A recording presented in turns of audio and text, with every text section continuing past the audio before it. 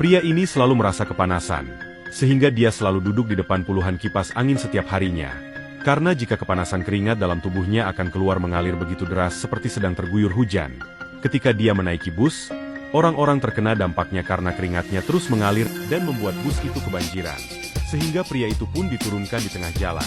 Akhirnya mau gak mau dia pulang naik taksi meskipun dia harus membayar 10 kali lipat. Ketika sampai rumah, pria itu ingin makan dan langsung memanggang ikan untuk membuat makan siang. Tapi karena keringatnya banyak sekali, itu malah membuat ikan tersebut hidup kembali. Pria ini pun menaruh ikan itu di akuarium. Akhirnya pria ini pun Sudah, tapi belum. Sudah, tapi belum. Dunia kita terhubung lebih dari sebelumnya, tapi krisis demi krisis terus terjadi, seperti pandemi, perang, iklim yang tak menentu, kemiskinan yang menahun saat masalah global datang. Lalu, apa sih tata kelola global itu? Tata kelola global adalah cara komunitas internasional bekerja sama untuk membuat aturan, kebijakan, dan solusi atas tantangan yang bersifat lintas negara seperti perubahan iklim, perdagangan internasional, pandemi, keamanan dunia, dan hak asasi manusia.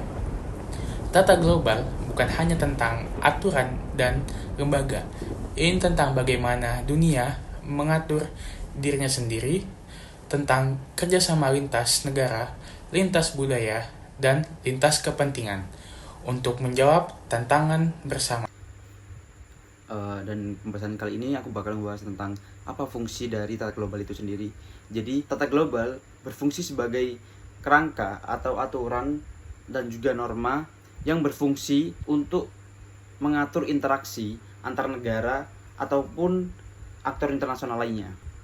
Fungsi utamanya untuk menciptakan keteraturan dalam sistem internasional, mencegah konflik, dan juga mendorong kerjasama global. Melalui organisasi seperti PBB, WTO, dan juga IMF, tata global mengoordinasikan respons terhadap isu global, mulai dari perdamaian dan keamanan, hingga perubahan iklim dan perdagangan internasional.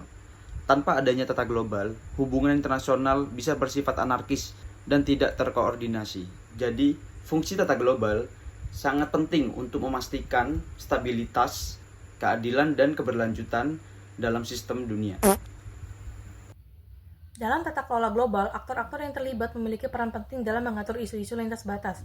Beberapa aktor dalam tata kelola global yaitu pertama, ada negara sebagai aktor utama yang memiliki kedaulatan dan kapabilitas untuk merancang dan mempengaruhi kebijakan internasional. Kedua, ada organisasi internasional, contohnya yaitu PBB serta lembaga-lembaga seperti Organisasi Perdagangan Dunia atau WTO, Organisasi Dana Moneter Internasional atau IMF, dan Bank Dunia atau World Bank. Selanjutnya, ada organisasi non-pemerintahan atau NGO dan kelompok-kelompok masyarakat sipil, termasuk Amnesty International, gerakan sosial, dan asosiasi masyarakat sipil lainnya yang berperan aktif dalam proses pengambilan keputusan global dan advokasi isu-isu tertentu. Lalu ada perusahaan multinasional, yaitu perusahaan yang beroperasi di berbagai negara dan seringkali mengelola aset dan kegiatan bisnis di banyak negara.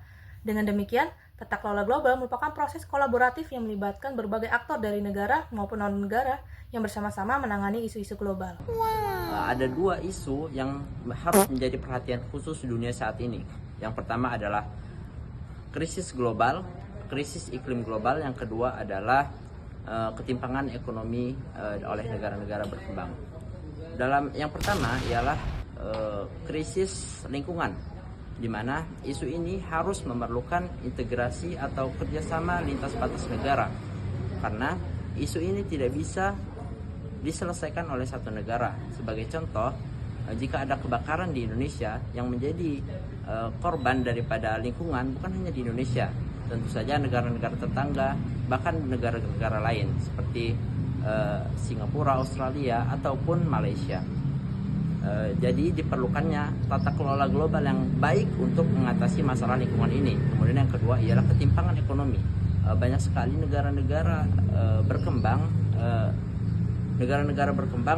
tertimpang atas hal pendidikan, teknologi, dan juga pangan oleh negara-negara yang lebih maju. Oleh karena itu diperlukannya integrasi atau diperlukannya tata kelola pasar yang lebih baik. Kemudian diperlukan juga kesetaraan atau distribusi industri yang baik untuk negara-negara berkembang agar tidak terjadinya ketimpangan ekonomi global.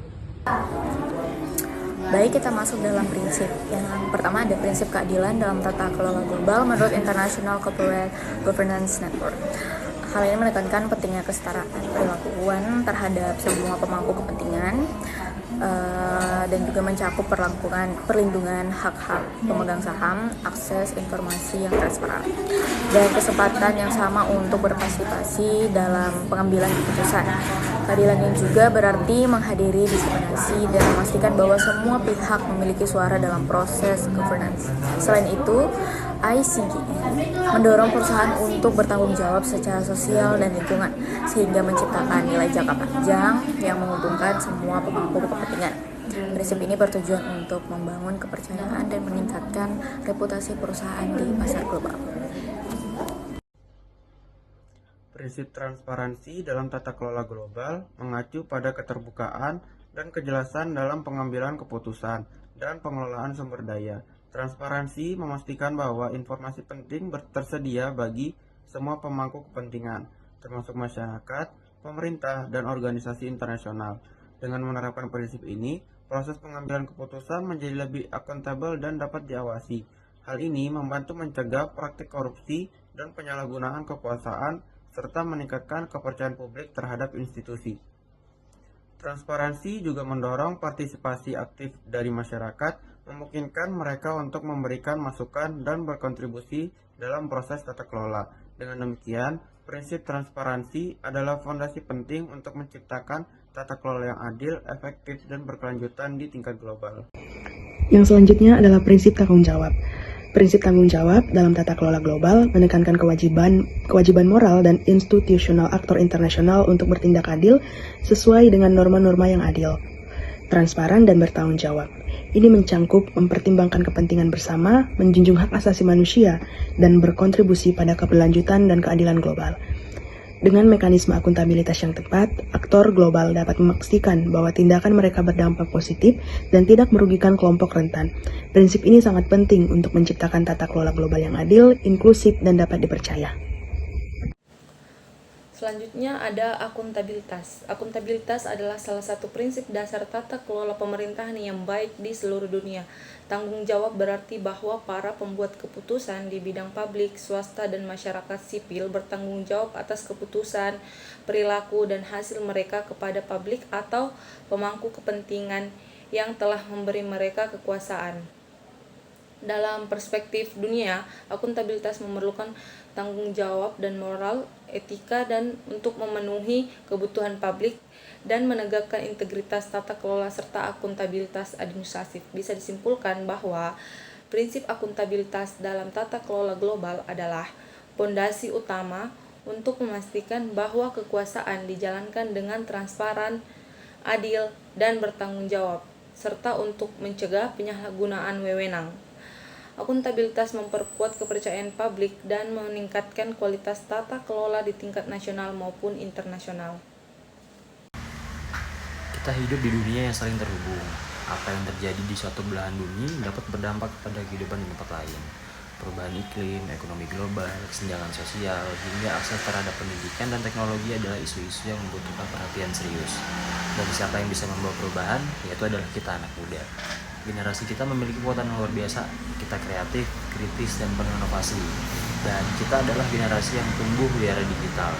Dengan akses tak terbatas, keinformasi dan jaringan global yang memungkinkan kita berkolaborasi melintasi batas negara.